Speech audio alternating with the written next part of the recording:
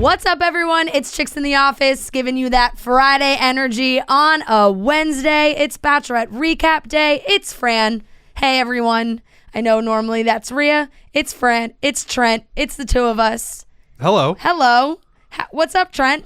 You know, not much. Just got done recapping The Bachelorette, which people are now going to hear. Yes. It was a good chat. We had a great time. We got Nick Viall, joining us to recap this week's episode.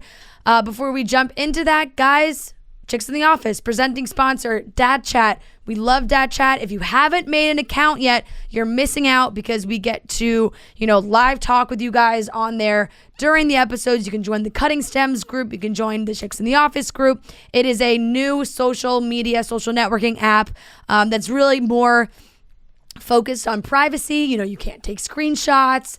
You can make messages last for a certain amount of time. You can delete messages if you're messaging someone one-on-one. It's a really great app, and you guys should all be on it. Also, very important, today, Wednesday, November 17th, last day to vote for the People's Choice Award. Last day. Super important. VotePCA.com, Chicks in the Office, Pop Podcast. You can tweet, #PCAs, #the Pop Podcast, #Chicks in the Office, or go on, vote with your email, 25 votes. We would really appreciate it. Trent, have you been voting? I vote every day. Thank God. Noah, you may have ruined our chances, but have you been voting? I've been voting every day. I've been voting every day. Yeah. We're not even going to talk about it, but no. It was just like I see people being like, I'm not voting anymore. Yeah. I've heard rumblings about that as well. That's why, double down, people. This is the last day. We need the votes. Do it in spite of Noah. Do it for Rhea and Fran. Please. Please. We want it so bad. Okay, that's all. Now we'll get into our recap. All right, everyone. We are here with a very special guest, Nick Viall, to help us recap this week's episode of The Bachelorette. Nick, thank you very much. How are you doing? What's going on? Great to be with you guys. Congratulations on your People's Choice nomination. I'm good. Happy to be with you. All that fun stuff. Good. And Trent, how are you doing? I'm doing great. I'm very excited to talk about this episode of The Bachelorette. I don't know if Nick and I have ever spoken. I was literally about to say, have you guys actually ever even talked? I don't think so. I DM'd Trent after his big luggage premiere. That's right. And I wanted to do like a little fun thing on Instagram, and we couldn't make it work. And then we've DM'd a few times, but this is the first time speaking. And I don't know how it is for you, Trent, but I was looking forward to it. I had a gleeful anticipation. I'm starstruck. That's the word that I'll use. And I had forgotten about you were in New York, and it was right after I had done the luggage guy thing, or right after it aired, and we were trying to meet up to do a funny video, but our schedules just didn't work out. That would have been the first time we'd met. Totally. Because I took, I guess maybe a lot of people did, but I took pride in watching, because I'm fortunate enough that I get screeners for the episodes, and I was like, I fucking think isn't that fucking Trent? Am I seeing things, or what the hell is going? What is he doing? And then sure as shit, a day later, you obviously confirmed your big premiere, so that was pretty cool. Yeah, I will say, and I still give you a lot of credit for it, Trent. You did keep that so quiet, where really no one had any idea. It was such a genuine surprise for everyone that watched that moment, where I do remember Nick having watched it before and being like, holy shit, is that Trent? I remember being very nervous for a couple reasons. One, because I knew it would be better if I didn't tell anybody, and obviously we've talked about this ad nauseum at this point, but also I'm pretty sure I signed some paperwork that said do not talk about this. Yep. So I didn't want to run the risk of them finding out that I was maybe telling a couple more people than I should have, and then they were going to cut it. So I was just very scared the whole time. So it ended up working out because, like Fran's saying, almost nobody knew when it actually aired, so it made the surprise even better. Yeah. And correct me if I'm wrong, and maybe you've already talked about this, Trent, but I just don't know if people fully appreciate the follow-through and the initiative it took from you to make this happen. Because my understanding, talking to Rob Mills and some of the producers, was you kind of joked about it, and they were like, we'll I guess let this guy do it if he's willing to like book his own flight, make the like do all you did all the work on your own. He went to Peru. Yeah, right. And I just feel like people don't fully appreciate the amount of initiative and follow through that takes. Well, you're very nice to say that, but I just tweeted about it for so long because I always thought, like, I never really wanted to be a contestant. I never wanted to be the Bachelor. Like, that stuff just seemed like too much for me. Like, you get in deep water sometimes with that stuff. And then at one point I just saw people, like when there was a 2-on-1 date, someone would walk in and take the luggage away. And it was just such a funny little thing to me. And I really just for 3 or 4 years tweeted about how much I wanted to do that job. And then I think somewhere along the line, I DM'd Robert Mills first, just being like, hey man, if there's ever an opportunity for me to do this silly little thing, I would love to do it. I think it'd be great. And then I think he DM'd me like 4 months later. So I was waiting like for a long time for a response. And he finally was like, yeah, man, if you can get to Lima, Peru on this date, you can do it. Fully expecting me not to do it. And then I was just like, yeah, I'm definitely going to do it. I had to get a passport. I had to do everything. And we just made it happen because I so badly wanted to do it.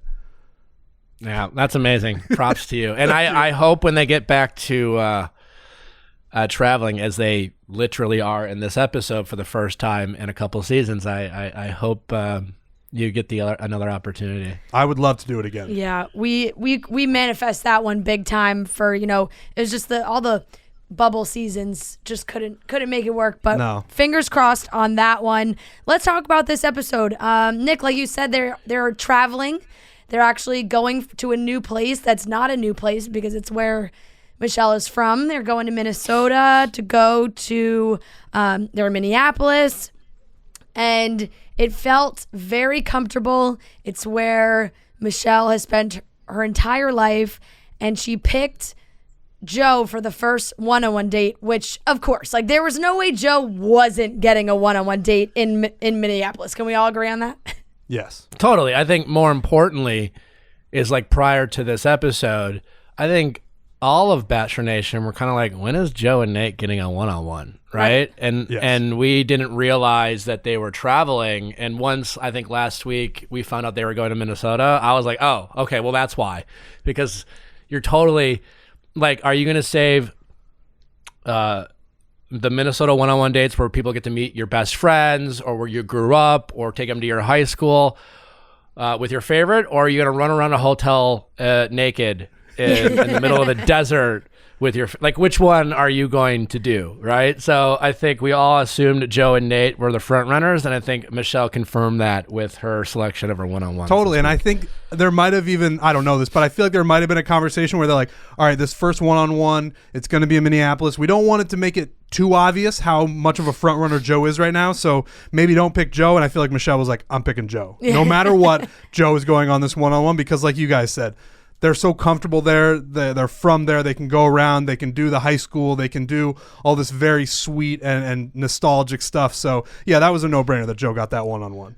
The lingo she also was using around, like, picking Joe, like, towards the end of that date of just, like, the stars are aligning and we're getting, like, just the way the day started and they're holding hands and she's driving in the Jeep and it's like, this is so crazy. We're on a show, but, like, this is what we would do normally. I think all really mattered to her, but they went to a Twins game. They got to, throw out some pitches. They got to be on the kiss cam. But yeah, it was a total nostalgic, like, back to her high school. Here's her locker. Let's play some hoops.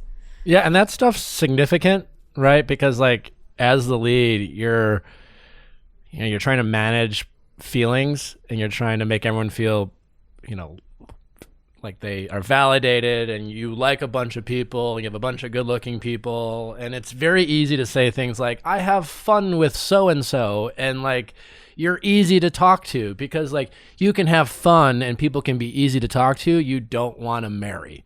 Yeah. But when you start like fantasizing about your future and like seeing yourself and just like thinking about the future and you say that and that's unprompted and you don't need to say that about everyone. Those are significant things to say about one person in a sea of many. Yeah. I wrote down, she said that they have magnetic energy. the two of them. I was like, okay. I think at one point near the end of the date, she said it was like two souls hanging Yeah, out. yeah. And it's like, all right, well then let's just shut down the season because like these two should just stay in Minnesota and everyone else can go their merry way because right now it really, I agree that Nate is certainly up there, but Joe, I mean, the hometown connection is almost too much for the other guys to bear. And you know what she also said? That Joe reminds her of her dad and her brother. It was like, okay, like we're immediately throwing out that you remind me of my dad and your brother. You can't, it's just, she really couldn't be giving him any more signs at this point because, you know, people always say you end up with someone who's like your parent, whatever. That's I guess maybe stereotype is the word for it. I don't know. And their connection. Oh, go ahead. What do you guys think? Because honestly, I keep going back and forth between Nate and Joe. It's like it's the Nate and Joe show and everyone else. And what's fun about this season, unlike some other ones, is I think you have two front runners that are really like. I honestly like. I watch Nate. I watch Joe and Michelle, and I'm like, oh shit, it's gonna be Joe. It's Joe. Like she's talking about souls. And, like it reminds her of her dad. Yep. It's like it's Joe, comfortable. And then you see her with Nate, and you're like, wow, they have chemistry for days, Nate and Michelle. I think what will be really interesting for the rest of the season is that they're very different guys, right? Yeah. And she has very different relationships. And I think Nate's the guy who I think is typically drawn to and attracted to. She has that natural chemistry. I think she is drawn to him. He's the type of guy she chases. And Joe is like certainly familiar. She has a lot of chemistry.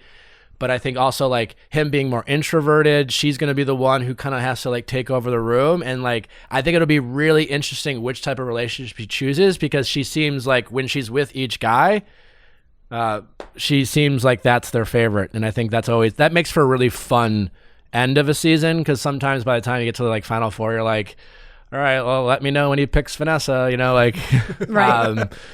So it'll be interesting. Definitely, and it is I think like the classic already set up for the potentially quote unquote safer choice and maybe like the bad boy choice. Like Nate, they definitely have like a sexual chemistry, but she doesn't really know I think too much about him background wise.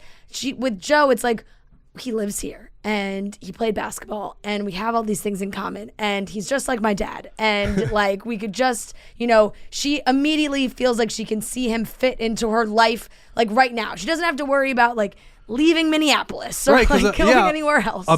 A big question that you always have to ask during the season is like, are you willing to move here or am I willing to move there? With Joe, it's just so comfortable. And I agree with Nick that like it is going to come down to these two, I would imagine.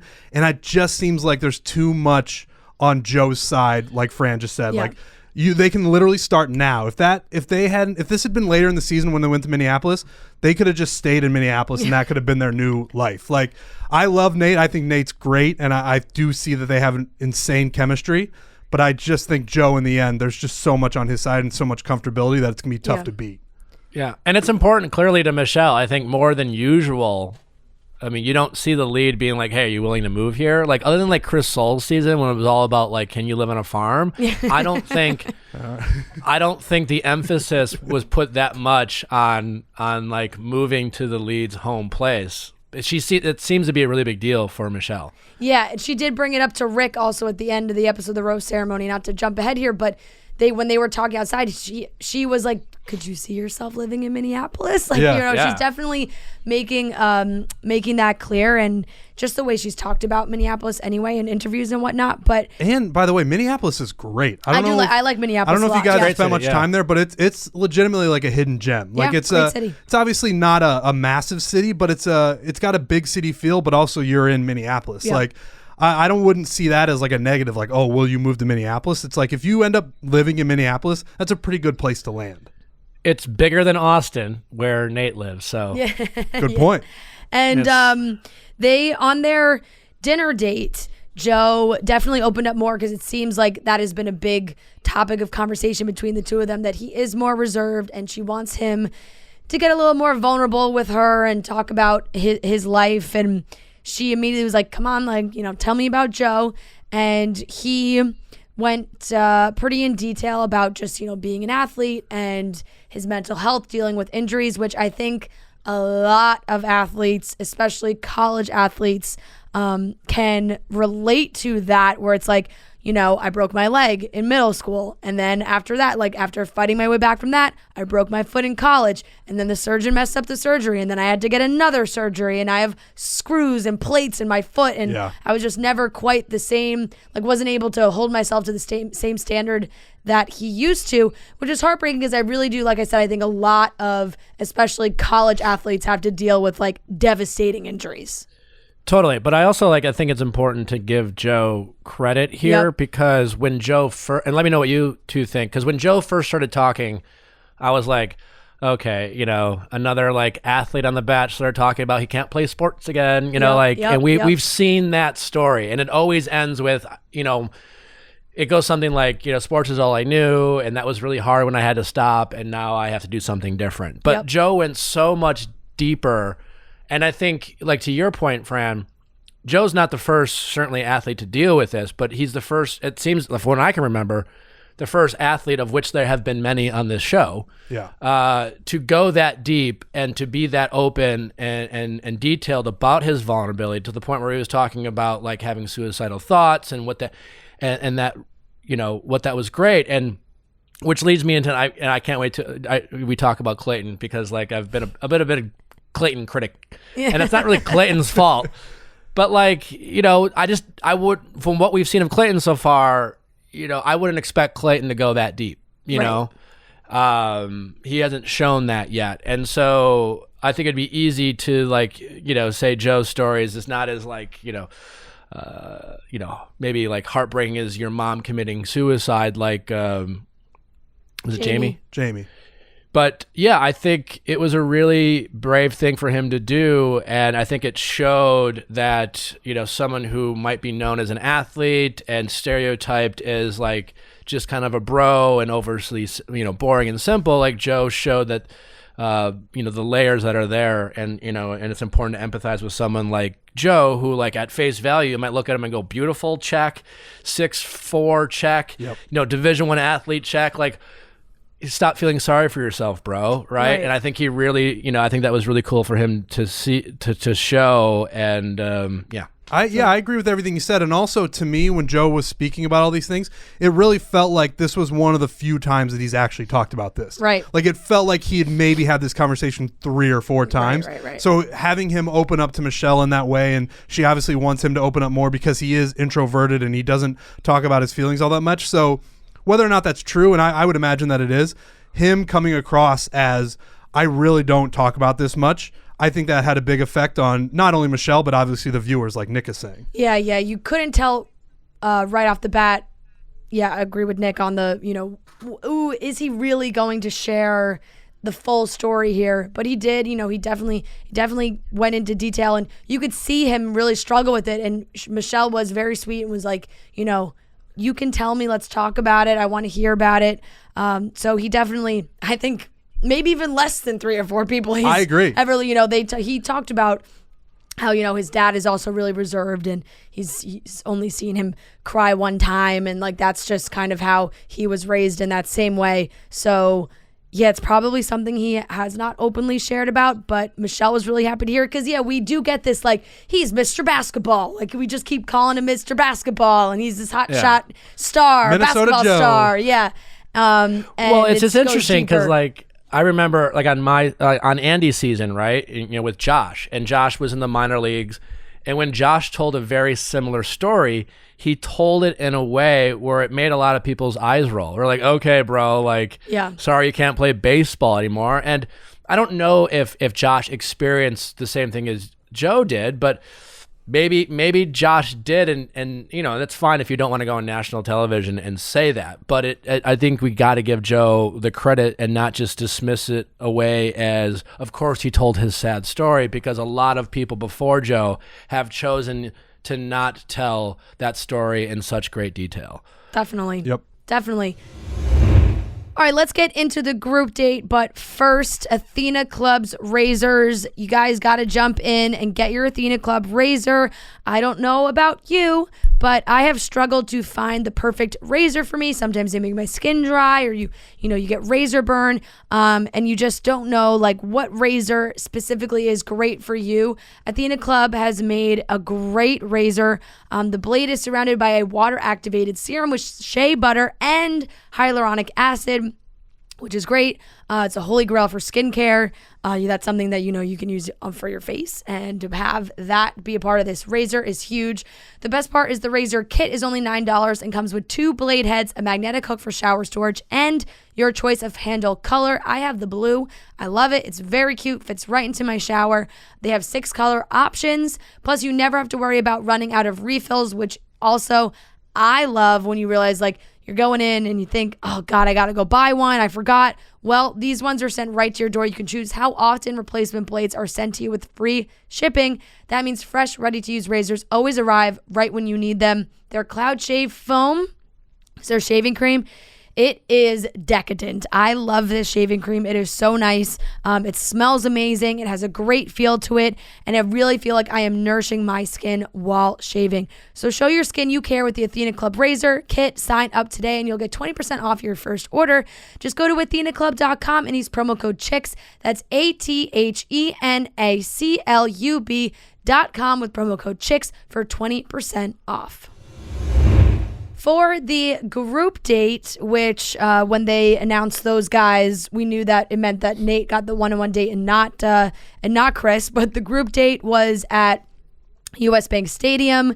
The guys were super excited. Clayton seemed very excited because I think he thought he was going in there and he was going to get to show off some football skills. But in reality, get signed to a contract. Yeah, maybe? yeah. He was Put like, it on the table. Right. He's like, maybe there'll be some guys from the front office and they'll get a look at me. No, but when the actual Vikings came out, he lit up. It was like at career day in elementary school. Clayton was like, okay, professional football player number 1, and number 2, Viking. Right. And, like I want to be a Viking, but there's no money in being a Viking, so I guess I'll go on the Bachelorette. And then it turns out being on the Bachelorette allowed him to be a Viking. So this was just like a best case scenario. And that's why I loved it. He is objectively a Viking, though. When I see him, I'm like, he's a Viking. Well, yeah, and I don't criticize Clayton. It's not his fault that they had casting issues with The Bachelor, and they're like, I guess we'll pick Clayton. But he is being outshined by everyone else on this season, and this is, I think, the first time, other than I think season 1. Yeah. Of The Bachelor, where they knew or I guess that doesn't really apply, but like they knew Clayton was going to be their Bachelor, so this is the best they got. Right. Most of the time you get a good edit when they think you might be the Bachelor, but there's other options, but like Clayton's their guy, and the only time they focus on Clayton is when he gets to beat someone up. It's like every time they do like a gladiator event, they like pan to Clayton and he's just grinning, being like, oh, this is going to be so much fun. Like I get to, and it's just like, it's fine if you're an athlete or whatever, but I want to see the Joe side of Clayton, especially for someone we're going to watch a whole season of. Why as a fan of the show, should we want to watch Clayton like find love? Like, what's his story? Like, why should we feel connected to him? And so far, I just can't believe this is the best they got, and I think he goes home soon. Yeah, the timing of it is very interesting because we had always thought, or at least my thinking of it was, he was going to get an early one-on-one. He was going to tell his story. People were going to really like him. Yep. And he was going to be sent home and then given time in between. But now it's like we're getting a little bit deeper into this. He's still here. He hasn't had a one-on-one, so we haven't even really seen him get deep at all. But it's also like the way that ABC kind of made the...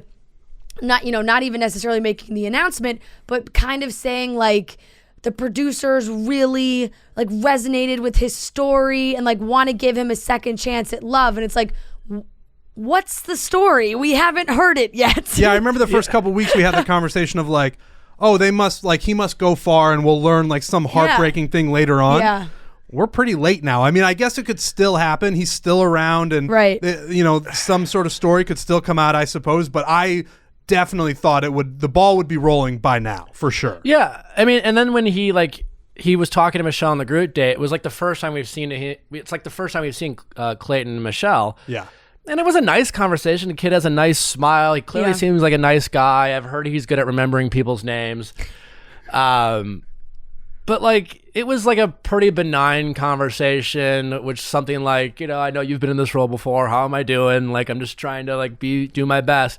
And then the next conversation was with Brendan, and like just immediately you like, Brendan's a star. Like, the guy's charismatic. He has chemistry with Michelle, so that helps. But like, he's just being outshined by all of his peers, which is such a weird thing to have happen, knowing he's your next Bachelor. Yeah, definitely. His moment to shine was the fact that after all the Viking events, you could say, they put them through, of throwing wood and eating biting gross the heads off of fish, and cow brains and tongues, or whatever you want to call it, and then arm wrestling.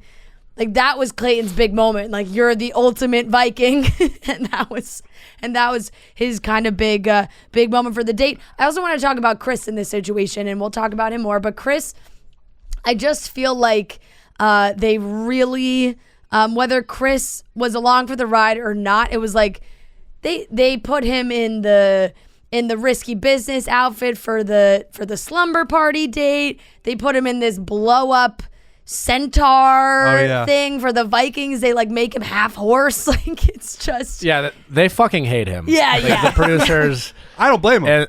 From what I've seen, I fucking hate him. Like, right. I really try, having been in this world, and I know it's hard to be, and I've been criticized, and people get criticized, and there's certainly an edit. So when I watch it, I always try to be like, all right, like, this is a show, like, we're talking about these characters, we haven't met these people, let's chill out a little bit. Yeah. And so when I feel a certain way about a certain contestant, like Chris, I really try to go back and watch and see, like, all right, do I see him speak? Or am I hearing a voiceover? Like, when I feel a certain way, is it like music playing kind of thing? Right. because I'm close.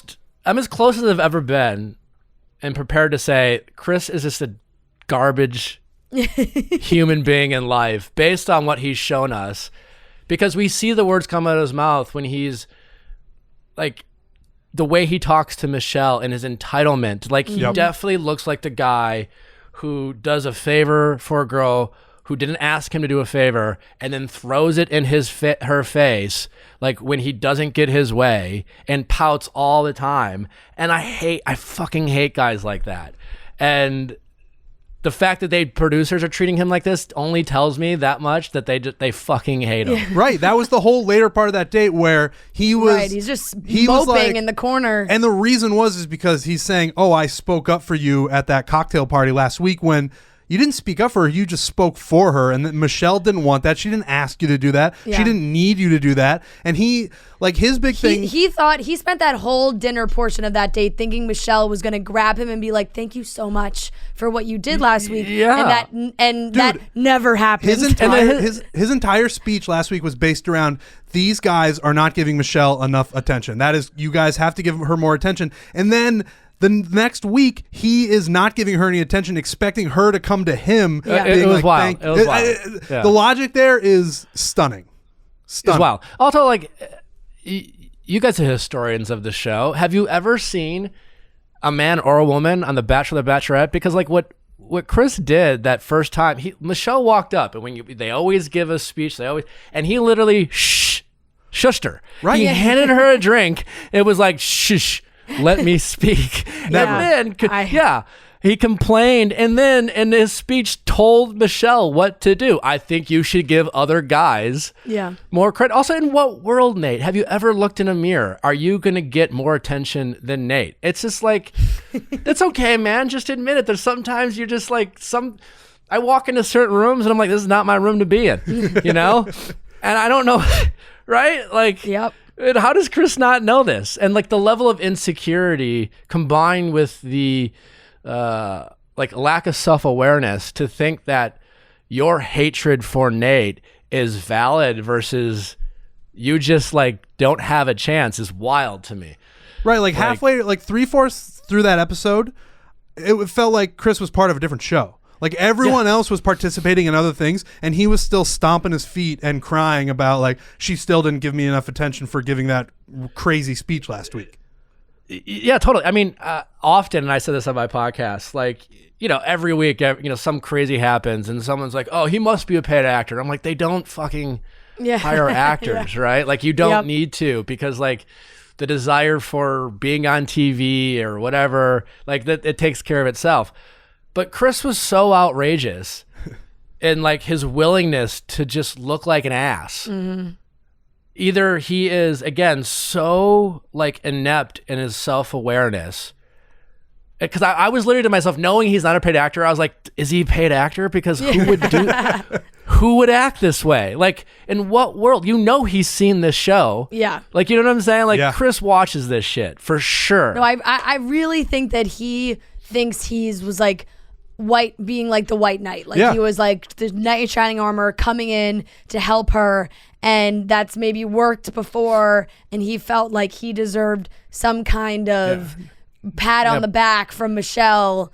Knights don't ask for thank yous. You know what I'm saying? Like, right. That's part of being a knight. Yes. And that's exactly. And it was funny too, because I think it was Casey who said towards the end of the group date, because Clayton did get that rose. And if you notice, it was Michelle hasn't been doing it, but she did do the Tayshia group date fake out, where you go around and you compliment people. Brandon, I'm so grateful for our time. Thank you.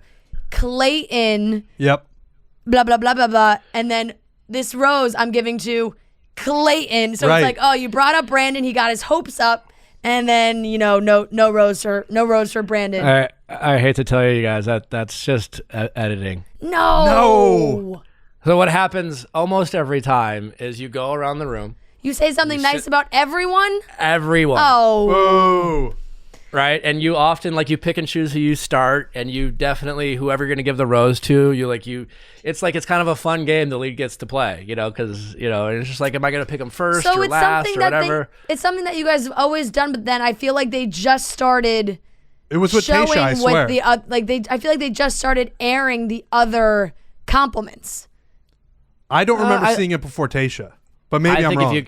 I think if you go back, I'm not the best historian, but from on the ground, they are 100% doing it with all of them. Because the trick is, because what you want is to capture that reaction of disappointment. Right. So if you go around the room and compliment everyone, they're all like, fuck yeah, man, like, I'm going to get this, right? And then you get all these cameras, and as soon as you don't get it, you that look of disappointment, and most of the time you never see it. But if they want to show you disappointed, even if a half a second later you're like, you know what, good job, man, and you're a good sport about it, and they want to just show you're like, motherfucker, like, they can, then they got your disappointment. They're face, good, man. They're good. Another thing that I want to say, it is a 2-man race. It feels like with Nate and Joe.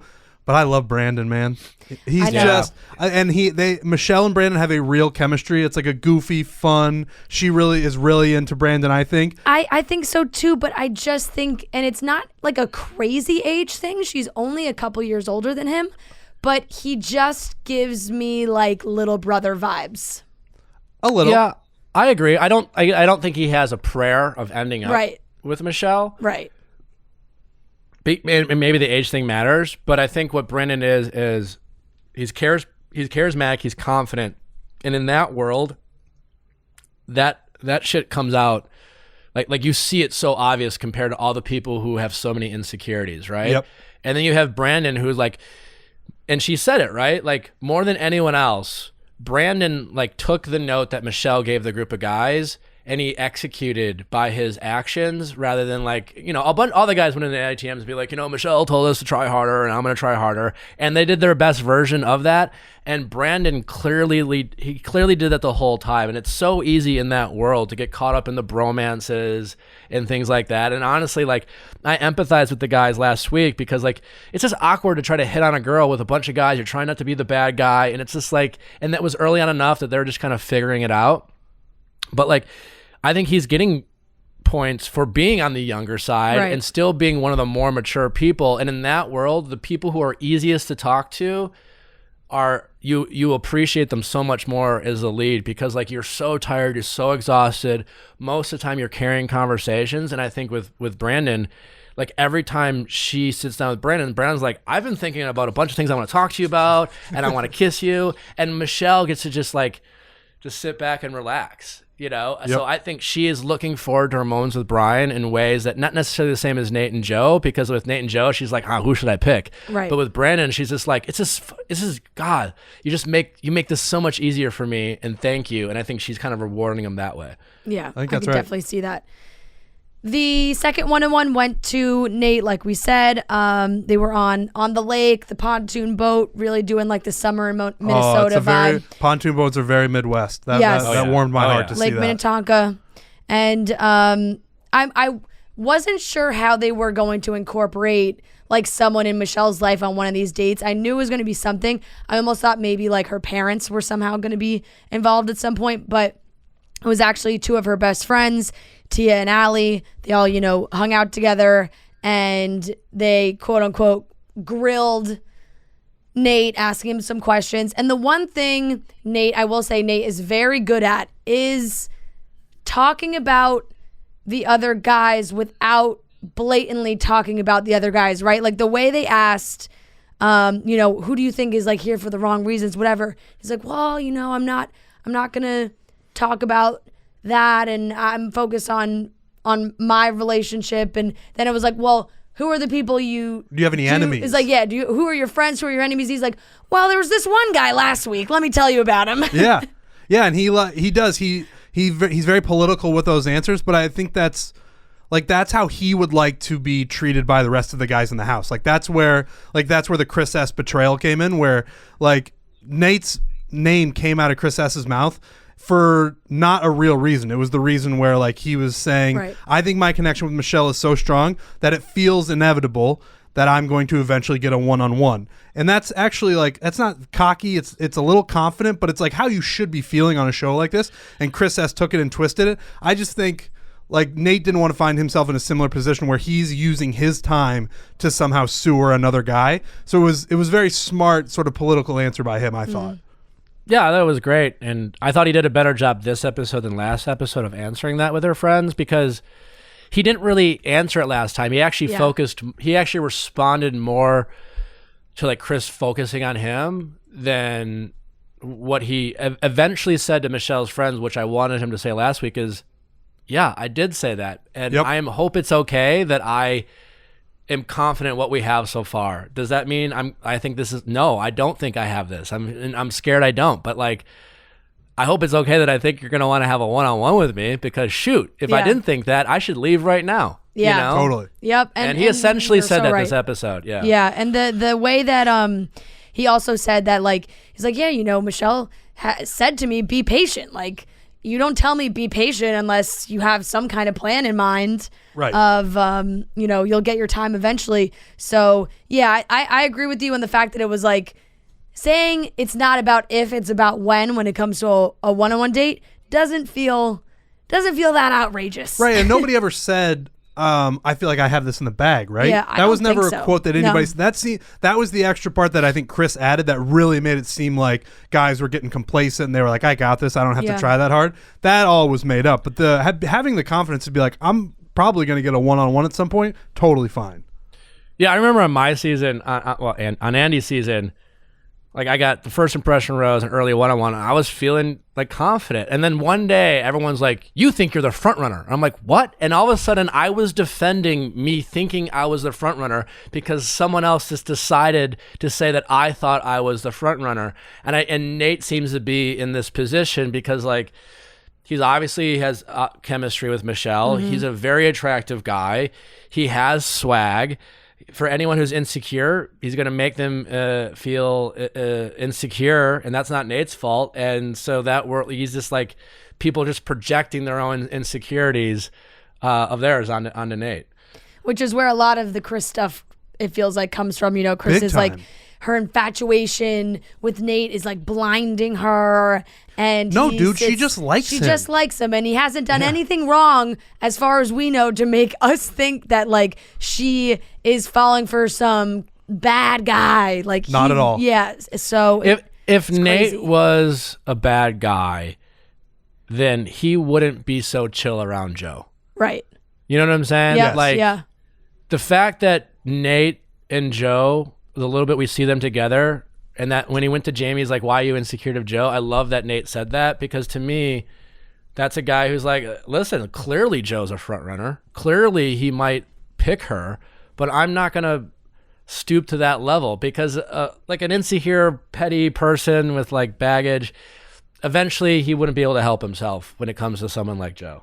And at a certain point, you got to trust Michelle's judgment. Like, Michelle has a good read. Like, she's very confident. She knows what she wants. Like, if she thought Nate were any of the things that Chris seems to think that Nate is, she would have sent him home or, like, not gotten to know him as well. So, Chris S. is just wrong in every possible way. Right. Because anybody that she has any doubts on, or like as soon as the switch turns for her, Gone. these guys are gone. Like she's not hesitating to send people home. Jamie gone. And that has been, she's made that very clear. So when they're having this great date, they're at dinner, and Michelle opened up more about, you know, a toxic relationship that she had been in that was affecting her health, like her physical health, and kind of talking about like how Nate was saying he needs to have, you know, that playful, fun side, and they're opening up, they're talking, they're sharing, and Michelle says she thinks this is like her favorite date she's been on. Like she's into it, she's very into it, and Chris comes rolling in like, I gotta talk to you. Ugh. And it's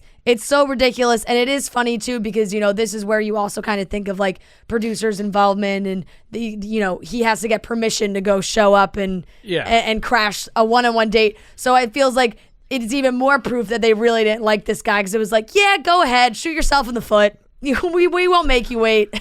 I'm just like blown away that he agreed to this. You know, I imagine me like, you know, wait, you want me to crush a one-on-one with Nate and then accuse her of leading me on? Yeah.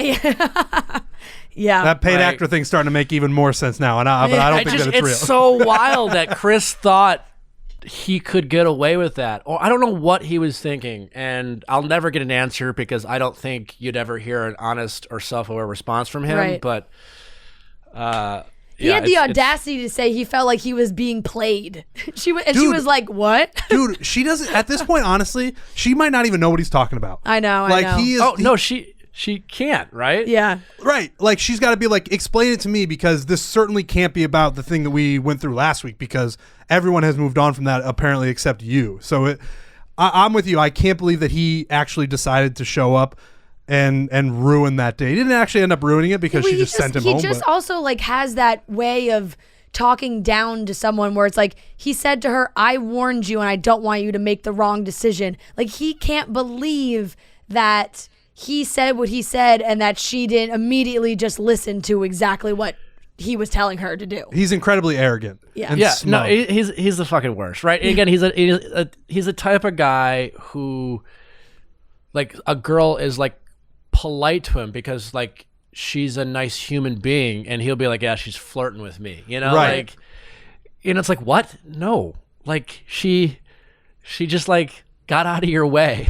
Like, or whatever, you know. I'm actually surprised it's taken him this long to like reveal himself as this arrogant asshole, and maybe they just didn't put it in there, but it feels like he became this just in the last 2 episodes. Like he's been around obviously, but he's really shown out in the wrong ways in these last 2 episodes. My guess it's been kind of brewing in the background, and we just finally, you know, have been given the opportunity to see it. Right. He hasn't had any time to build anything with Michelle, but what he has had time is to build the animosity towards Nate. It's insane. Yeah. Because also like sometimes too, and I'll run into like people go on the show, and it's always the same, right? And I get it. Like everyone has their experience. It's their own experience when they go on the show. It's the only one they know. And all the people who get sent home early always say the same thing. It's just like, you know, I had some really great moments with her and I had a great connection, but you know, they just didn't show it. And I'm like, what do you want me to tell you? If you had a great connection, you wouldn't have gone home week 3. Right. You know, and there's a lot of guys and women who go on that show who know that. They're like, yeah, she didn't like me, or he didn't like me. And then there's always a handful of, and it's usually guys. And it's a handful of guys who like will go on and on about this connection what they had with the lead. And I'll be like, bro, like you went home week 4. Yeah. Like there was 17 guys left when you left. you didn't have I'm sure she was nice to you. I am sure she looked at you and gave you eye attention and eye contact when you talked, but like she's just being a kind person. Yeah. Totally. And that's Chris. Yeah. Chris, that's all it took. She was like, this isn't going to work. I'm going to walk you out. See you later. She sends him home. She goes back to, her date with Nate, gives him the rose, and she is clearly very into him. She feels like she is starting to fall for Nate. So, yeah, if we didn't already think it at the beginning, these 2 one-on-one dates really solidified those 2 up there. And I think she's had some other good one-on-ones, but then during the cocktail party, it was like, okay, I'm not quite sure where this is going to go. Like, she went on the walk with Rick, and I think she really likes Rick. I think Rick really likes her. He feels like he could be around for a while. Let's get into the cocktail party and the rose ceremony. But guys, the GNC, the stores, GNC, you can go in store, you can order online, but they have these new flavors in protein and pre-workout that you got to try out for yourself. You can check them out, like I said, in stores or online. They have all the fun seasonal flavors of indulgent protein snacks and bars that you'll crave.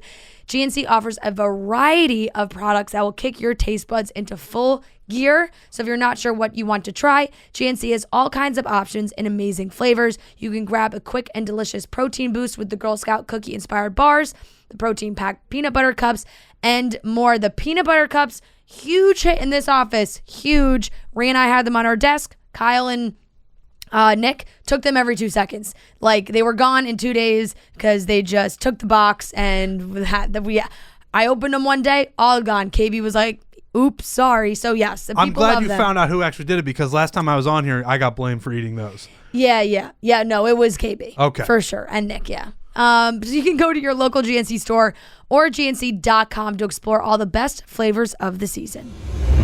The one that I hesitate now, because last week I thought, okay, kind of a weird one-on-one. I don't know if there's going to be anything more for them, is Martin. I don't know if maybe she's like sexually attracted to him or what it is, but they don't seem to be having good conversations. And Martin hangs out with all the wrong people. Yeah. He hangs out with Jamie, and then this last episode, him and Chris were best friends in this episode. Yeah. They kept talking. Like, I'm with you, Fran. Their one-on-one didn't go great when they raced those cars or whatever. And I really thought that he was going to be going home this week, but he's still around. I know. I don't get it.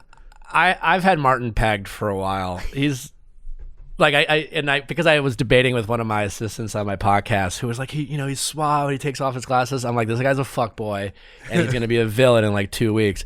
And I don't mean that like he's a bad guy. It just like, he checks all the boxes, right? He's from Miami. He's a Miami guy. Exactly. He's sleeveless a Miami shirts. guy. He's a personal trainer. With the Jamie things, he's the classic bros before hoes guy. Like it was very important for him to like stick up for his buddy who he knew for a couple dates. And Martin's the guy you like, if you're, a piece of crap who cheats on your girlfriend, you're like, hey, I was with Martin. Because if Martin doesn't know your story, he will still back you when she calls up and be like, hey, were you with Rick? Be like, yeah, no, Rick's like, yeah, I got it. He covers for you. Like, that's Martin. And I absolutely loved, and he totally revealed himself as this fuckboy in this episode. Yeah, the high maintenance conversation. High maintenance. He generalized an entire group of women in one city. Yeah. So everyone, apparently. And then he made it about, and I love, because this is what makes Michelle so great, right? Is that most people in that world would, and what Martin thought Michelle would do is because Martin's a guy as a fuckboy who goes to pop bottles and clubs, and that's fine. I'm not saying he's a bad guy. And when I say fuckboy, I just mean a guy who's just like focused on having sex right now. I'm not saying he's necessarily lying or manipulating. He's just like actively not having a girlfriend. Right. And he's definitely hoping when he gets off the show, he's going to get a bunch of bottle service and he'll meet a lot of women. Right. And so, but he is used to like saying vague things like, you're not like any other girl. Right. Because every other girl's like high maintenance, and he's used to the people he says that to taking the bait and being like, thank you.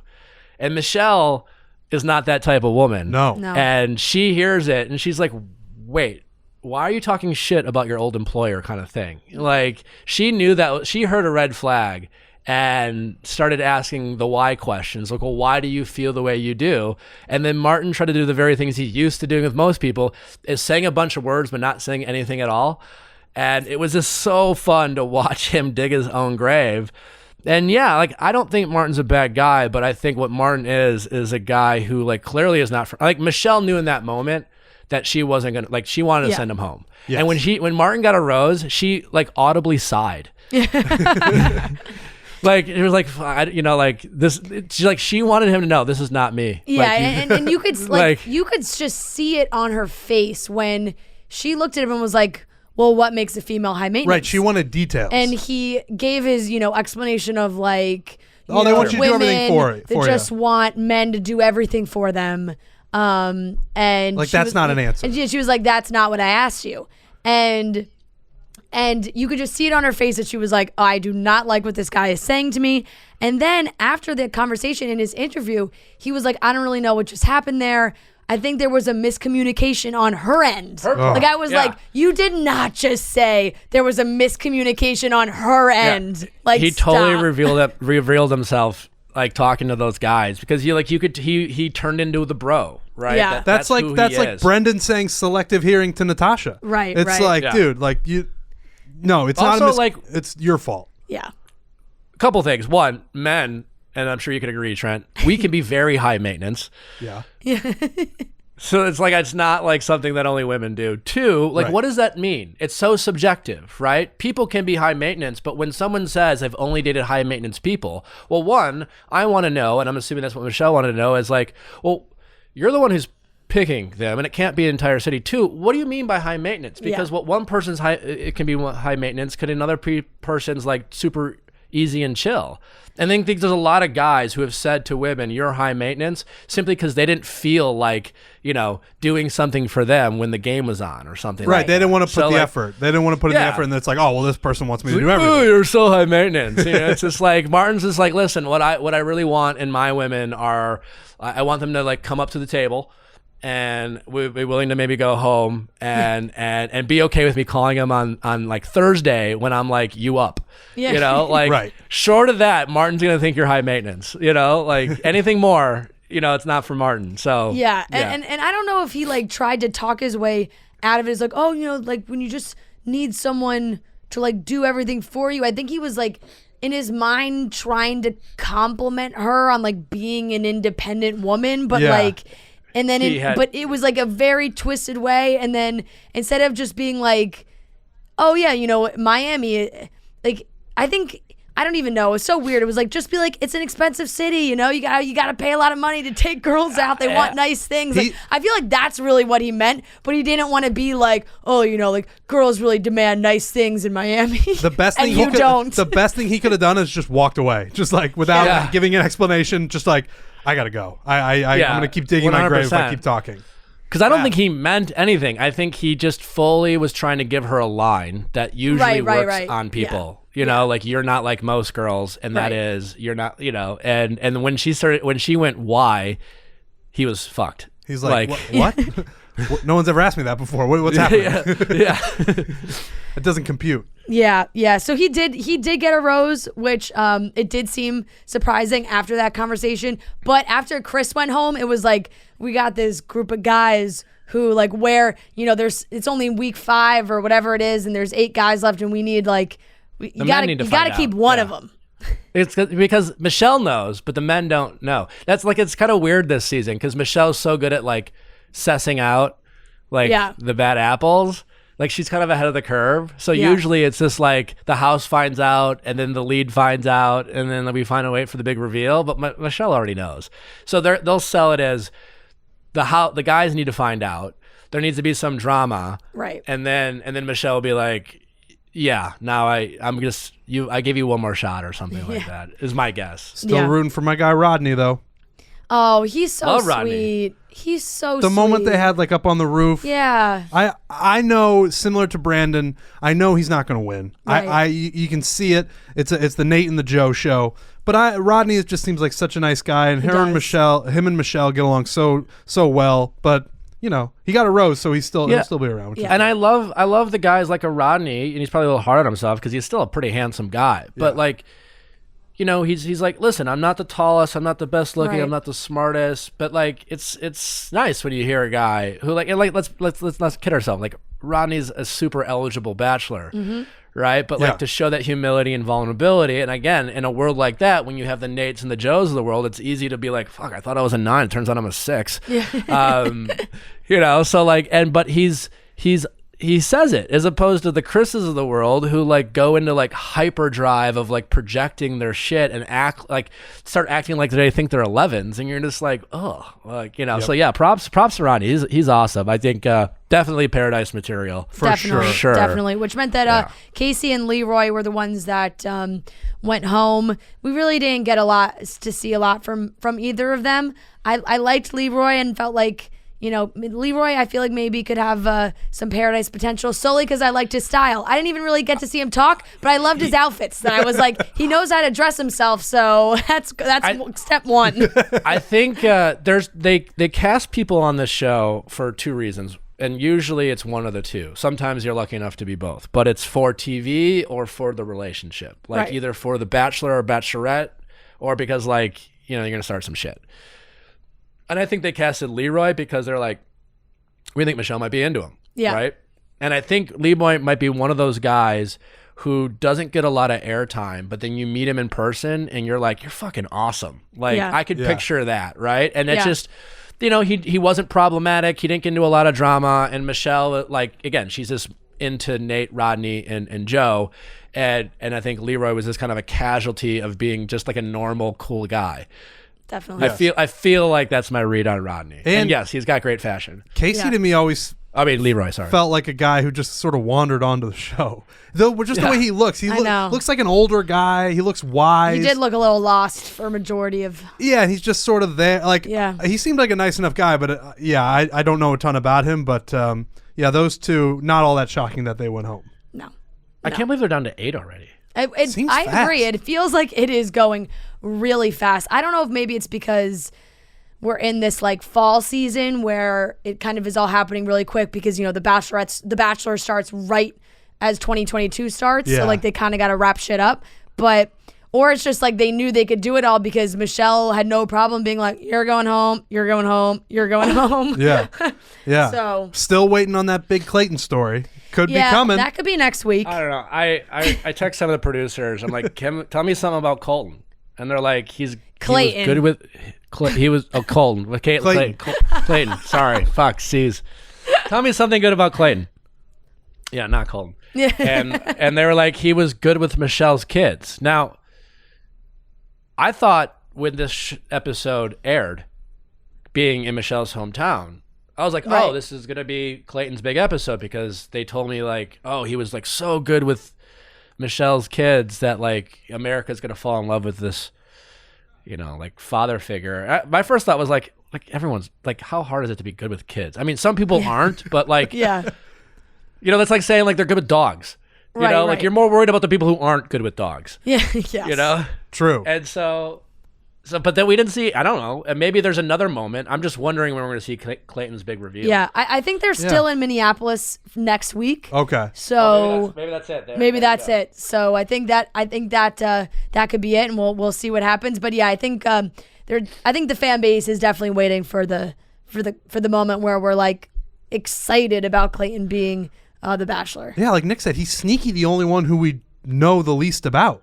Like all the other guys, even like the Rodneys and the Brandons, like we know a lot about them. And we've seen like a fun, playful side that would make a good Bachelor.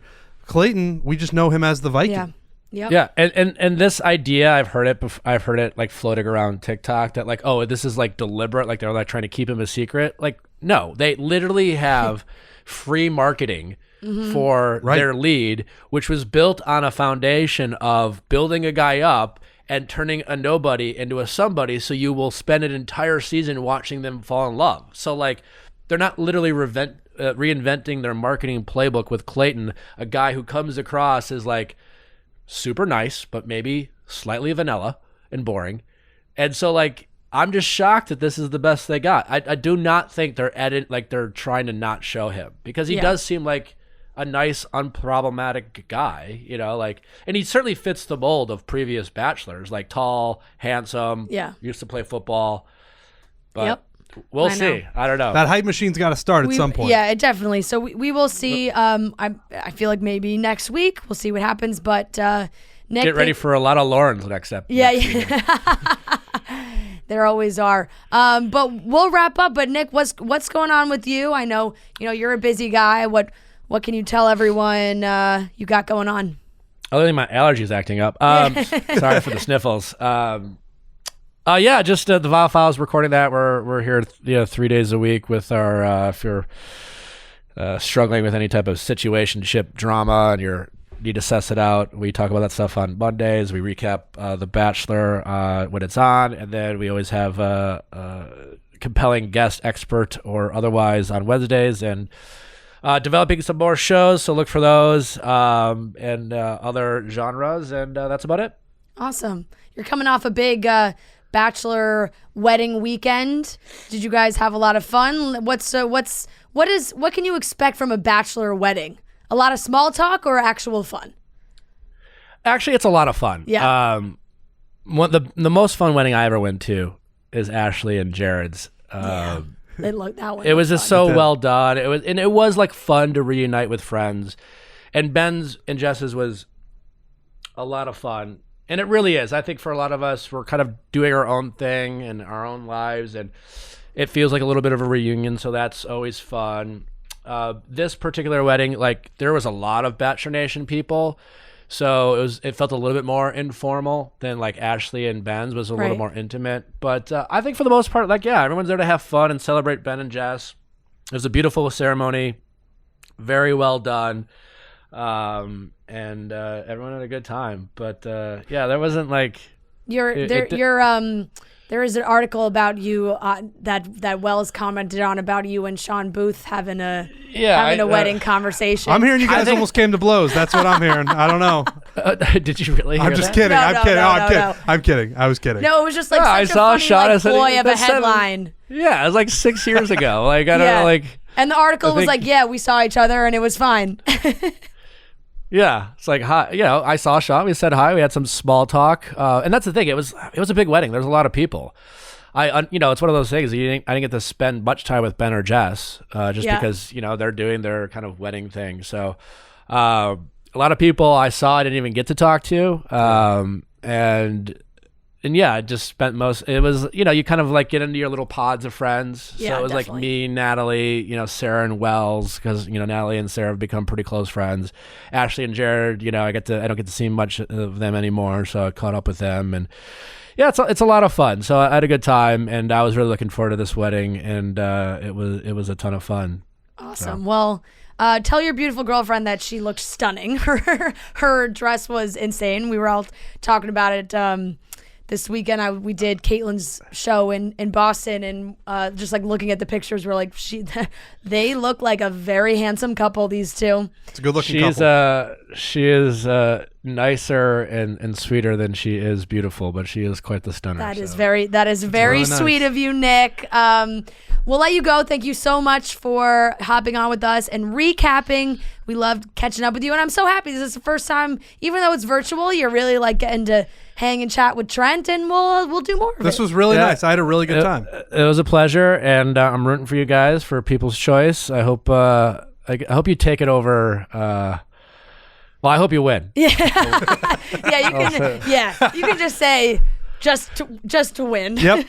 Yep. Would mean we beat everybody else. There you go. Thank you so much, Nick.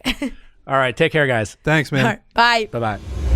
We have an awesome interview with Heather McMahan coming up. She is a comedian that is just so funny. And what we did love talking to her about was some reality TV. She's a big Housewives gal. So if you are like us and you need a way to watch these channels, Bravo, E, MTV, whatever it is, Sling is a place where you can do that. Sling TV is great. I know a lot of people right now are cord cutting, they're getting rid of cable, but they still want to watch live TV. If you're tired of the high prices, it's time to take control of your TV experience and sign up for Sling. It's the most affordable way to watch live premiere episodes from your favorite entertainment channels.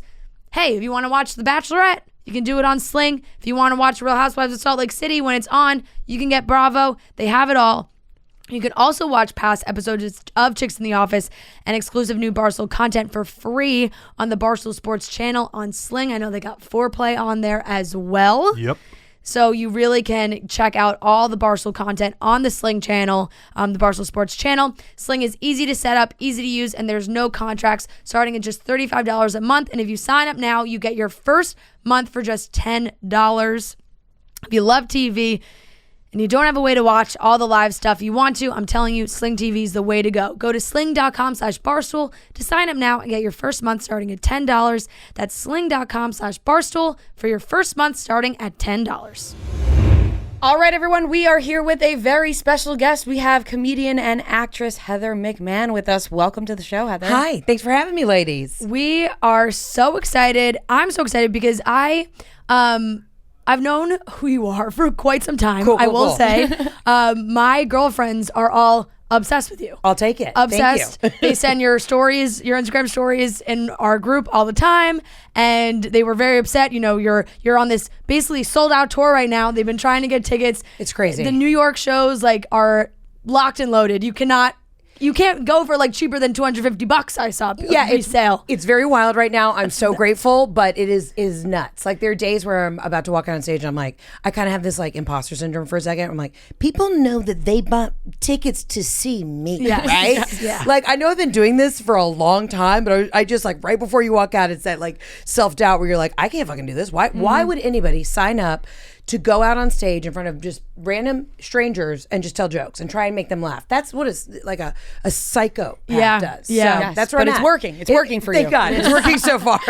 Yeah. How many shows a week do you do? Well, it's nice because right now, before the pandemic, I was grinding. It was I'd be on the road for 3 weeks and I maybe came up for air for 2 hours. Right now, I'm doing about 3 shows a weekend, which is not too bad, but you're flying and, it's a lot of travel. But listen, I can't complain. I'm truly grateful. Yeah. So. How was the pandemic for you? Because I feel like a lot of comedians, we saw them all transition to YouTube and podcasts because they were we need an outlet to be funny on. What was it like for you? Well, so I was living in New York, and then I looked at my husband because he was having a panic attack on our couch. I was like, I can't fucking stay in this tiny ass apartment with you. I'm gonna murder you. And I don't think I do very well in prison, so we moved back down to Atlanta. So we've been living with my mom. I literally moved into my childhood home, and it's my husband, my mom, and I. So it was career wise, it was great because I got so much fucking material living with my mother and husband. Yep. But I had a podcast before that, so I was just kind of cruising. I mean, it was a weird. I like to say I was on sabbatical.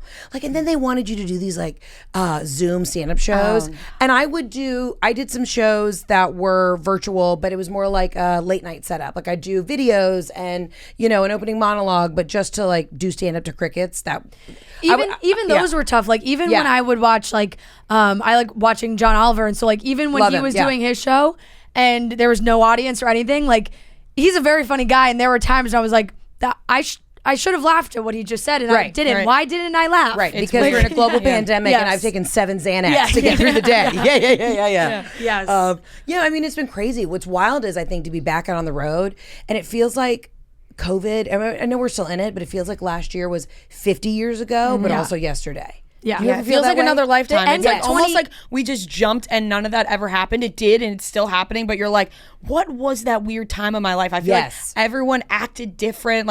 People, I think, found themselves, a little bit. It's you come out of it a different person, but very weird. Very 2020 was all anybody could talk about, and it felt like it lasted so long.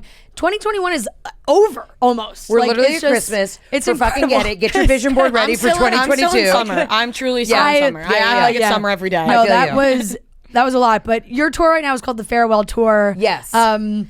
why the farewell tour? Well, that it could be the last, but it's probably not. But It's it probably could not. be. I got asked on the spot on TV. They were like, "What's the name of the tour?" And I was like, "Ooh." I said, "I don't know, the farewell tour." Because if I fuck this up, like then we're farewell. done. Yeah. But no, now I'm really milking it. I just want to be like Elton John, where he I always was says, about to say you're Yeah. basically Elton John. I'm You're Elton going on the John. farewell tour for 5 years. I want people to just be like, we got to get tickets. It's actually really a marketing ploy. Like, oh my God, they don't know if like I've got a year Yeah. to live. They have no fucking idea. It's just we got to get tickets now. That's genius. And See, it's it's called working. the farewell tour. Yeah. It could be her last show. We have to go. Yeah. They don't know what I'm gonna do. I could become a cruise director tomorrow and just like be on the high seas. No one knows. What would you do tomorrow if this was all like, boom, what's the job? Most likely a cruise director. Why? Because okay, one, a cruise director is basically a comedian. Because I don't know when was the last time you've been on a cruise. Never. Okay. Well. Okay. See, Never you're have. a bit younger than I am, right? What are you in your 20s? Yes. Okay. So I'm almost 35. I was in a generation where we cruised and we cruised fucking hard. Okay. Every spring break was on a Carnival cruise. Shout out to Carnival. Love a free ride. I mean, now there's been some. It's not a glamorous thing, but back in the day, cruising was like what you did. You threw 25 sorority sisters in a tiny cabin. It was like 3 girls to a bunk bed, and you were in Jamaica. You took your tops off and you lived your best life.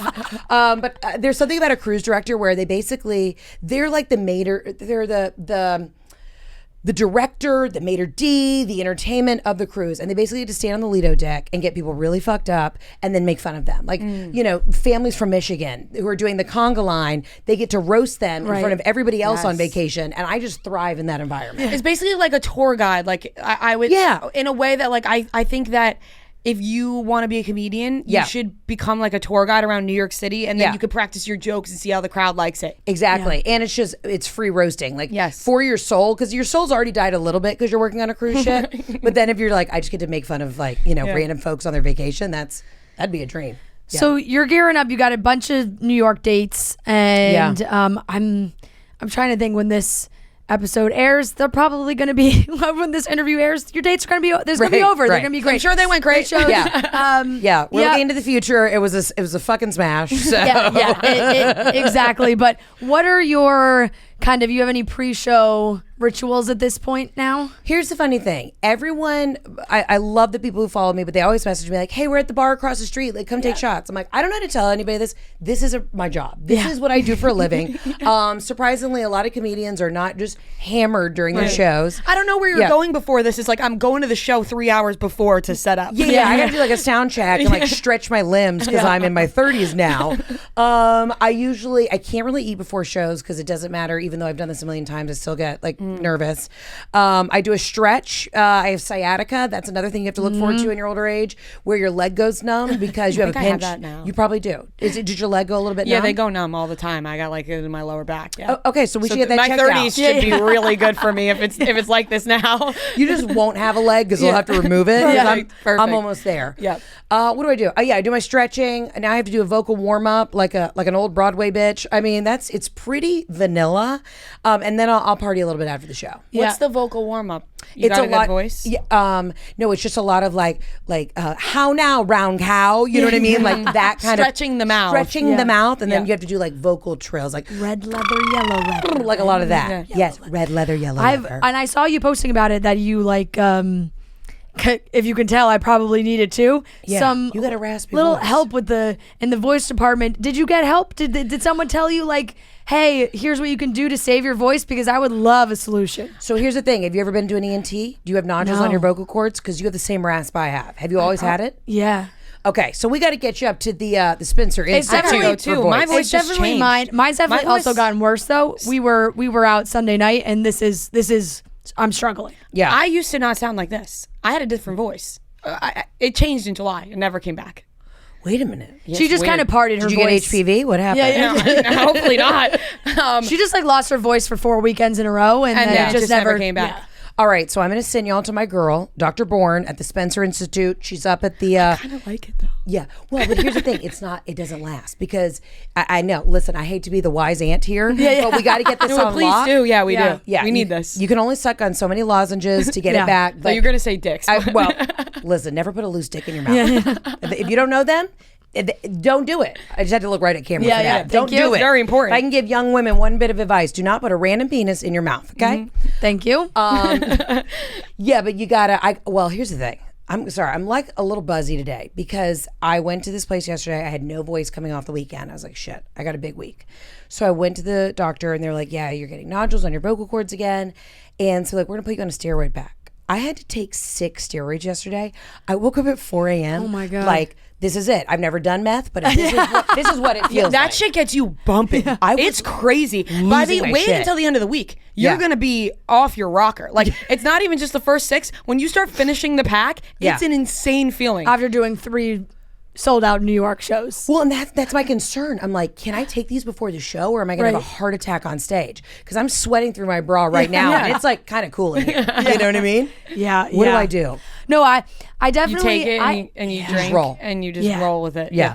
I got a little bit of a just regular rasp, but we're just coming off doing some live shows, and we did Caitlin Bristow, Bachelorette, love her, obsessed. Her live show in Boston Sunday night, and Monday I was feeling all right. I sounded okay. Tuesday morning, woke up and it was just no can do. And I know that you guys have like these crazy audiences. I mean, I've seen it. They're like obsessed, and that's amazing. But the thing is, you have to learn you can't yell over the audience. Yeah. And that's why I literally have to do a PSA. Because you realize you're mic'd, but that's something as a performer you sometimes forget. Like, you can't yell over them. Yeah. And I've had to tell my shows, be like, guys, this is a comedy show.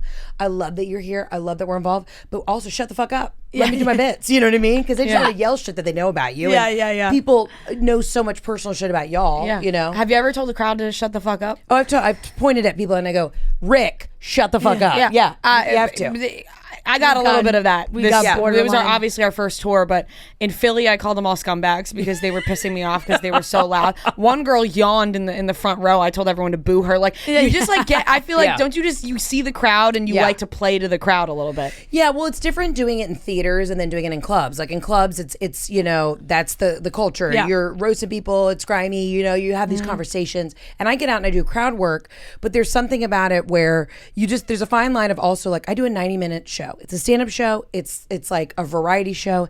It's a work of art, if you will. And so sometimes I think because when you're a podcaster, people know so much about you. They're in you're in their ear every day. They don't realize that we're not just sitting around at a barbecue. Right. You know, I'm like, this is a fucking theater. Respect the Broadway gods. Sit down and enjoy. But it's also so different from the like. That's why we were like, we're not stand-up comedians.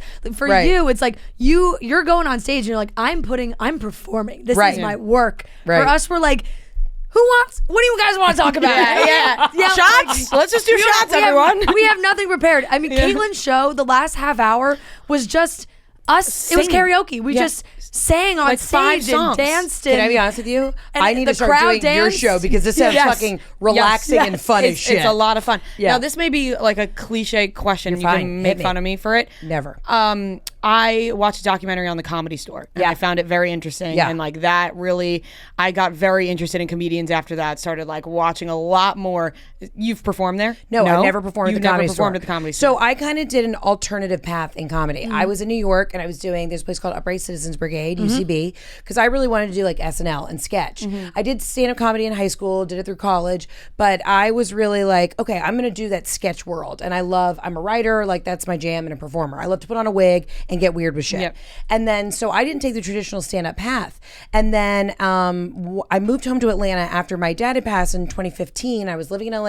I went to New York, then to LA, and I was still doing some stand-up in LA, but I wasn't grinding at like the Laugh Factory in the Comedy Store. And so it's really interesting now when I've gotten to like meet a bunch of these other comics. They're like, where'd you come from?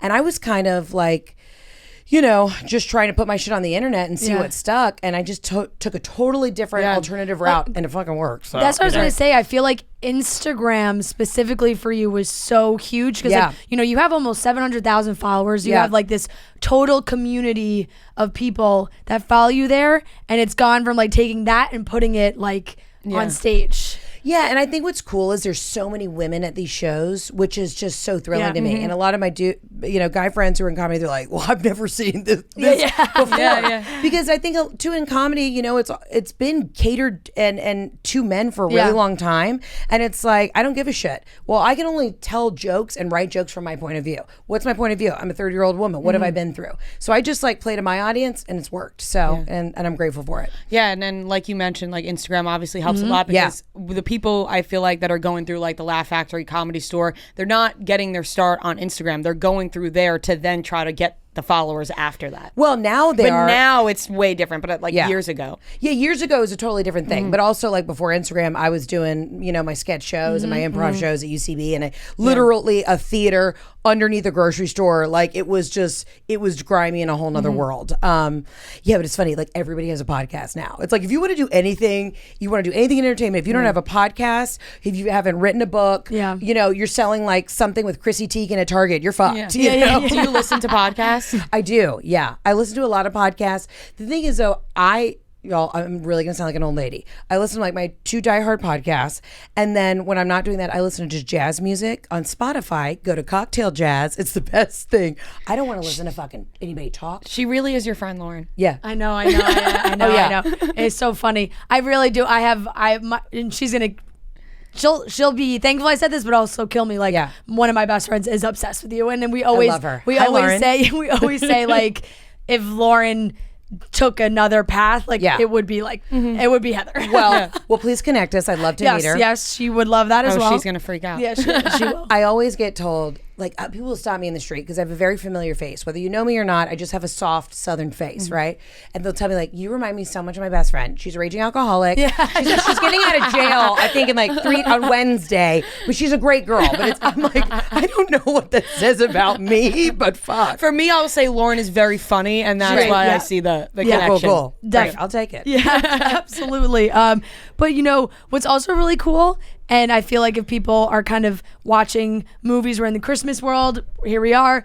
You were just in a new Netflix movie. Yes. Look at us. Look at you go. Look at us. It's called Love Hard. Love Hard. You're like out here with Nina Dobrev, just like making movies. It was wild too because we shot that in Canada during the pandemic. Okay. So we were in the thick of it. It was like last fall, and it was just I'd never been to Canada before, and then I get to the border, literally at the airport, and they're like, "If you leave your quarantine for 2 weeks, you'll owe us $3 million, and we'll put you in jail for 3 years." I was like, "I'm here." Like I like saluted in. Yeah, I was like, "Here we are, Canada." You put your hat, your mount, your Mountie hat on. and said, "I am here." I am here. It was a cool experience. The movie's great. It's just like that really like, I hate to use the word yummy, but it is that like get cozy, giggle Christmas movie. And the wild thing is one of the other favorites. The best. Especially the Netflix has been turning out some good Christmas movies That's right, last few years. How good did it feel to be a part of Netflix? Because I just feel like that's every person's dream right now. So just get something on there and then become part of the family, and then you never know what can happen after that. I mean, the fact that anybody will hire me for a job is just like beyond me. It was amazing. And it felt like, because I was an actor, I do comedy, but I went to school for theater. So to be able to like be put in movies is amazing. And I got to play a really great, funny best friend character, which is who I am in real life. So it was amazing. Yeah. The funny thing is, like the stud in the movie, Darren Barnett, he and I used to work at Soul Cycle, the gym in LA together. So he shows up because we worked at Soul Cycle? I sprayed shoes and handed out waters for like 3 years of my life. Oh my gosh. Okay. Yeah. I became a woman working there. Like it took away some of my soul, but also like I was like, I'm an adult now. Yeah. But yeah, we used to literally like wipe down dirty bikes together, and then we were in the movie together, and it's just very full circle. That is very full circle. Yeah. That is awesome. But of course, like we're a pop culture podcast, and you follow you on Instagram, you're always talking about what's going on. Gotta be. Love the gossip. Yeah. What are you kind of loving right now? Like what's happening? Maybe some favorite couples, breakups. What you got? Okay, so here's the deal. I don't follow The Bachelor, and I don't want people to get upset with me, but I knew that, which is why I didn't ask. Yeah, I'm not a Bachelor gal. I'm a Real Housewives fanatic. Nobody's upset with you for not watching The Bachelor. Thank you. I just, as a woman, I'm like, I could never go on a TV show and fight with 30 other women over some guy who like probably has a small dick. It's not in me to do that. Yeah, you know? I can't either. Not because of his small dick, because I'm far too jealous. Like it just wouldn't work for me. Also that. Also, I would stab you in the throat. Yeah. I'm so obsessed, and I cannot wait, and I haven't seen it yet. The all-star cast that went to the Turks and Caicos for Real Housewives. The ultimate Dying. girls trip. Wait, so we they just had Luann in here and we were talking about it with her, and it seems she real everything? good. She's the best. She's the best. She's the best. Yeah, money She can't just- buy you class. She just has the best aura to her because she's so confident in herself, and we talked about this with her. It's just like, Well, that's why. that's why she's the countess, and like you're no like, one loves the countess more than the countess, As and it should that's- be. As Oh, it her should be. advice You to know? y'all was so great. She was just like, you have to love yourself first, and then you can be a bright light to the world. I was like, fuck yes. yes, exactly. It's so good, but they actually just surprise dropped like the first 3 episodes I know, and it's on Peacock. Like it's supposed Shout out to to come out. Peacock. You're doing a lot of straight camera looks right now, and I like it. It was Yeah, supposed to yeah, come you out. have to. Supposed to come out on the 18th, and they just like put out the first 3 episodes. I mean, how as I an love that. executive at Peacock can you hold on to a gem? I know. that is They- the all-star cast in the Turks and Caicos. too What's your long. favorite franchise? Ooh, honestly, New York.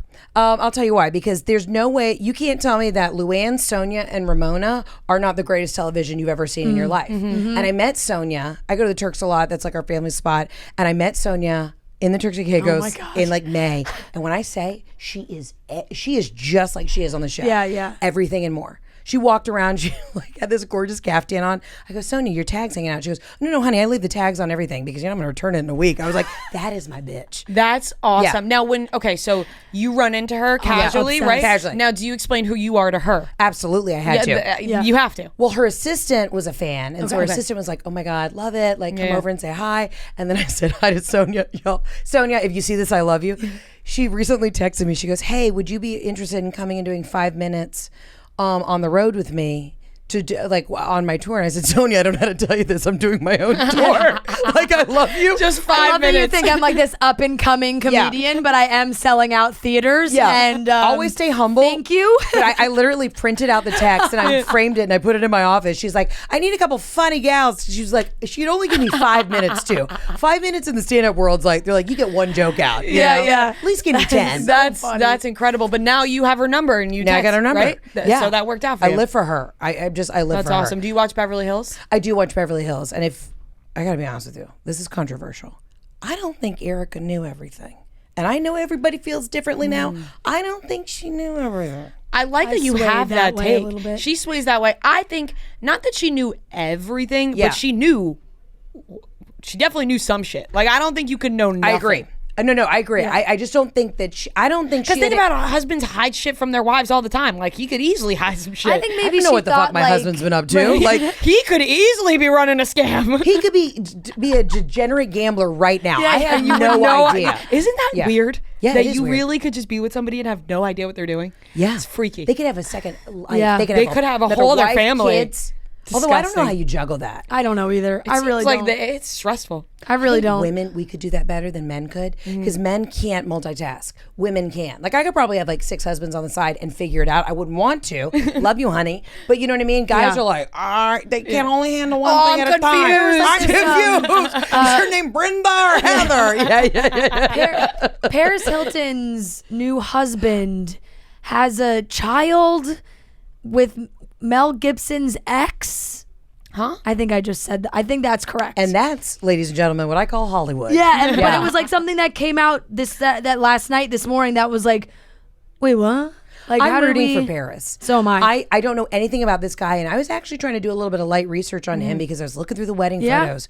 I can't figure out what's his deal. Can y'all enlighten me? I can't figure out the can't figure vibe out either either. because also Paris Hilton just keeps posting pictures of of herself. herself instead of with him. So I'm like, I don't even know if she got married to anybody but herself, Which which is I great. totally respect because it's Yeah. so her. Yeah. But yeah, I don't know the read on him. And I'm like, she's like, oh, like forever and ever, like happily ever after. I'm like, is it gonna be?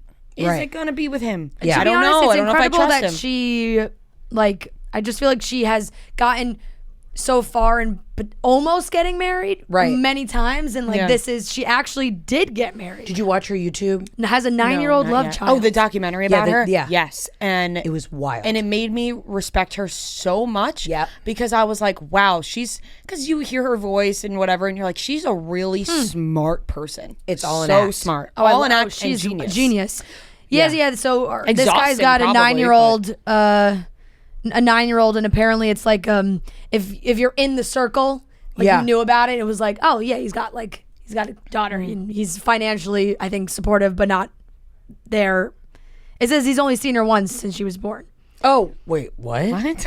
Okay, then that's fucked up. The 40-year-old new spouse has a never before revealed love child whom he has only seen once since she was born 9 years ago. A spokesperson for Carter said the people who this story matters to have known about it for 10 years.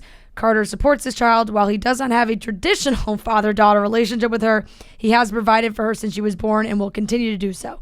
Okay, so he pays for the child but doesn't spend any time with the child.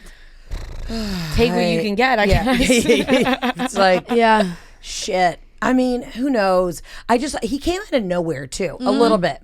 So I did feel a little sus on that. Yeah. I did see I liked the last guy that she almost married. Remember the actor that was in what was his name? That hot guy. He's been in a they're all lot hot. of things. Yeah, no. He's been in a lot of things that I can't Yeah. even name. Yeah. But I know what you're talking about. What With are your the thoughts diamond on she lost. Pete Davidson? Okay, this is my theory. Not my type, right? Yeah, fair. But there's got to be something about him. I'm guessing that he is just doesn't have an ego. And a lot of these guys in Hollywood, and trust, and comedians, like it's about a lot of male comedians, like it's rough. But I think he's just one of those guys who doesn't have an ego, and he probably treats women impeccably, and then has a giant penis to back it up.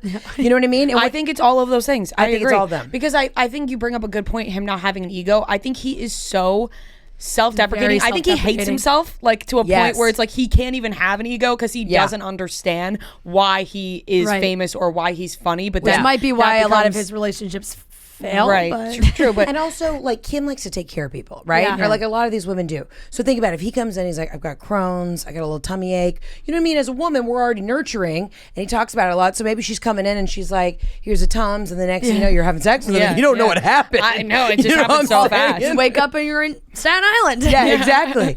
Yeah, and like he probably like has a great mom. He introduces you to the mom early. Yeah, that's what him talking about his Yeah. mom a lot and like his family. And he just seems like a normal guy, but he's not. He's very famous, so it works. Like Kim Kardashian, she doesn't want to be seen with a nobody. So Right. Pete Davidson works, but also like in his mind, he's a nobody. Right, and I think it's just the ultimate revenge for Kanye. Like, I think Kim's just going to be like, because as much as she puts up a front and she's like, you know, Kanye, like, I think there's a slow brewing just hatred. Right. for him. Probably hates And you him. know what? Fuck Kanye. Yeah. I think Kim's doing her thing. Go. Yeah, girl. I He had agree. I 4 feel like he's an children, and he asshole. just like decided to live in Wyoming for like And blow up their many spot? years. Yeah, blow up Yeah. their spot. I feel like if you marry into the Kardashians, you take an oath. Yeah. You sign that contract and you're like, yo, we're keeping it in the family. You know, or if it's curated for television. And I love the Kardashians. There's no hate or shade to them. But I think Kanye just like, no. I think he did a Right. dirty dog wrong. Which is why, like, I feel like Scott still gets to be in the family because he love hasn't Scott. broken the Same. trust of he the just other keeps his mouth. sisters. Yeah. He just keeps his mouth shut. He doesn't talk about shit. It's Yeah, like when exactly. Kanye gets on Twitter and is calling Kris Jenner Kim Jong Un. Yeah, Yeah, like we got a right, problem. we got a major problem. It's your mother-in-law. Yeah. Oh man, do you watch Salt Lake City?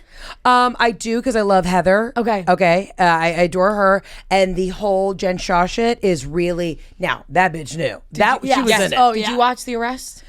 So I'm behind one episode, but I've seen the teaser Okay, for it, okay. and where everyone's like crying. And then I love the gift that's going around with who's the new girl? Not Jenny. Jenny, yeah. Yeah. And she's just sitting there Jenny. drinking out of the champagne bottle. She's like, what's happening? Yeah. Have you seen The Rest yet? We watched because our yeah. no big deal, but our sweatshirt. Somebody was wearing our. Oh, wait, I saw that. Somebody was wearing our sweatshirt Was it- while she was getting arrested. Was she the producer? She works or- for the production company. That's what I thought. Okay. And So this arrest is happening, and you just see Friday energy. Hell yeah. Hell yeah. it'll live on, and I truly can't stop talking about it because it's like NYPD, Homeland Security, Friday Energy. And y'all just had her on, didn't you? Yeah, we played pop culture trivia, and we had her on to play with us, and we were just like, and she's great, awesome. like through and through Philly girl, Gina Yeah. D'Angelo. Like, I fucking D'Angelo love you. just Yeah. really solidifies it. I know. And she's I like, know. I saw it coming. I knew what was going to go down. I wore my sweatshirt. I was talking to the feds. Like, that's how the whole thing went no, down. it was like Mayor of Easttown. yeah. Like, that's so like good. Hell yeah. Hell yeah. good. Oh man, no, it was great, but there's been so much good stuff. Are you what's your feelings on the pop punk relationships? Like, are you a Kravis Yeah. gal? Yeah, I am. I think that, like, okay, I will air this, though. I'm Yeah. a little concerned. His kids on TikTok, a little concerning. You know what I mean? And I'm glad somebody's bringing it up. I'm a little, and they seem like a beautiful family. They seem like great kids, but there's a lot. Like every video of them is to some like really intense song, and the daughter's just always doing this and with the she's finger like, up. She's way younger than you would think. That's my concern. I got a And little red flag there. It's like, obviously you want her to be able to dress and look however she wants. Yeah, do your thing. But it's also a little concerning when you're like, oh, she looks way older. I thought she was like 27. Yeah. And then when I found out she was young, I go, I don't think this is supposed to be on my For You page. Like, Right. I got anxious myself. You feel creepy. You're like, this is weird. Yeah. She's like, I think she might be 16, I think she might be 17. 16. I gotta look. And I that up. get it. I If you think they grow got a up in tough relationship with their mom. Shayna Moakler. Yeah, Who I kind of think feel like I they're- went for a Shayna Moakler vibe today with this hair and makeup. She's 15. Okay. No. She's not 17, not 16. She's 15. Yes. If I was 15 and I was on, we didn't even have Facebook back then. If I was on anything though, just doing this, dress that way, my mom would have whooped my ass. But I do like Courtney and Travis. Yeah. I think they're sweet. I think they're sweet too. I heard because obviously Simon Huck's wedding was this weekend and they were there, and I heard that their PDA is just like insane. People were posting videos of it. It's like I feel like you can feel it. Yeah. I'm happy for Courtney. I do want to do a wellness check on Scott. He's been very low key, and I'm worried about my boy Scott. Yeah. We all hated Scott at first, and now I'm like Team Scott. Yeah. You know what I mean? I know. It's, because you always, there's like an underdog kind of thing now, but it's like, he fucked up. He fucked up, but Courtney's always going to be the one that got away for him. Yeah. It's never. Yeah. He's never going to feel. Well, I feel bad because I think he's always going to be stuck in this cycle now because like he's in the family. He gets paid to be on the show. He's not going to be on the show. Right. So like, he'll never get the opportunity to move on. No, ever. Never. Ever. I know. Can I ask you guys a question? Because I know y'all are Swiftie fans, right? I am, yeah. Okay. She's not so much. So I'm just very indifferent. Like, I'm not obsessed with her, That's but I how don't feel. hate her. I was on my roid rage last night. I was looking at some of the Swift stuff. I think what's hard for me to connect with Swiftie is that I just don't, I've never felt that much about anything ever, period. Like, I think I'm either dead inside or I've just, I don't know, have amnesia and forget shit. I don't know. For me, so much of it, I think, just has to do with my age and her age and the timing of when these songs first came out. I hear so you. when they first came out, like, especially this album, I was like a depressed freshman in college. Right. And I just would play this album like start to finish all the time and like literally like think about the boy that I talked to for 2 days like over the summer Right. and be like, oh my God, she wrote this for me. Like this Right. is just, and I think that's where like a lot of people connect to it. So it's like a weird, like she puts it back out again. It's like a time machine. It's like, I hear you. why am I'm like, I'm 17 again Right. and I'm listening to this I just used again, to listen to DMX. That's it. When I would break up, I would just be like standing outside of Port Authority, smoking cigs, just like, y'all gonna make me lose my mind. So this is like where I come in and I'm like, maybe I'm in the minority here.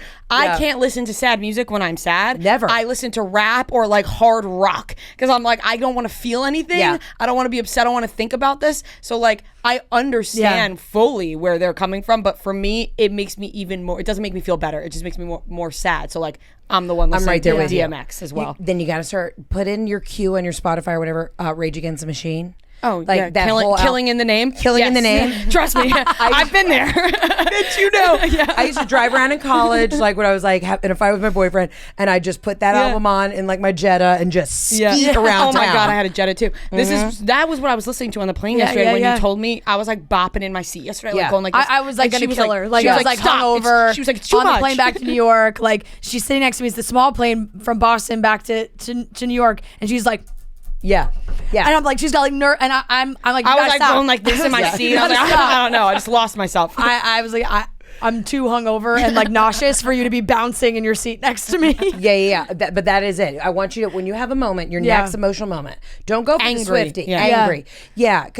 I need you to go and I need you to turn it on and just get in a dark place. And then you'll literally like 10 minutes later be like, I'm good. I told her this. I told her, you got to get angry. Yeah. Not sad, angry. Yeah. I know. Yeah. I know. It's, not to really go in too deep into it, but I do feel like sometimes women have an issue with like getting angry. Like sometimes I don't feel like I have a right to like get angry. You're right. Like I wallow and I feel sad and like feel bad for myself, but I'm like I don't think I should be angry. Like it's I Yeah, don't because know. we've been told for so long. You like, got to hang out in my family. Like angry is like like angry is like unattractive. And like, You got to have Mike Chiffo as your father, and Yeah, you just need a really. I mean, because you're super Italian. Yeah, you just need a really Italian. so is angry she. father. But like, I'm too, I, like but, my yeah. but my parents are like.